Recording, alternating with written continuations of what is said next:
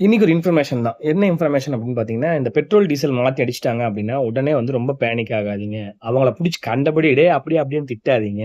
ஓகேங்களா? முதல்ல வந்து யோசிங்க. முதல்ல வந்து அந்த பிரச்சனைக்கு என்ன சொல்யூஷன் அப்படிங்கிறத நம்ம கண்டுபிடிக்கணும்.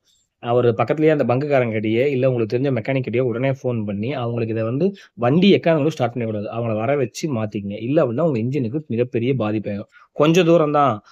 10 ஒரு கொஞ்சம் நடக்கிற தூரம் தான் அப்படின்லாம் சொல்லுவாங்க. யாரு சொன்னாலும் பண்ணாதீங்க. உங்க வண்டி வந்து இன்ஜின் பிரச்சனை ஆயிரும். இத மட்டும் தான் நான் சொல்ல முடியும். இதோட இன்னொரு விஷயம் என்ன சொல்லணும் அப்டின்னா, தயவு செஞ்சு சொல்றேன். பெட்ரோல் டேங்க்ல வந்து டீசல், பெட்ரோல் அப்டின்னு எழுதி வச்சுக்கங்க. ஒருவேள நம்ம வந்து ஏதோ ஒரு யோசனையில மாத்தி சொன்னா கூட, அந்த பங்க்ல பெட்ரோல் போடுறவங்க, இல்ல டீசல் போடுறவங்க அத எழுதி இருக்கிறத பார்த்து, அவங்க இது இல்லைங்க அப்டின்னு சொல்லிருவாங்க. 1.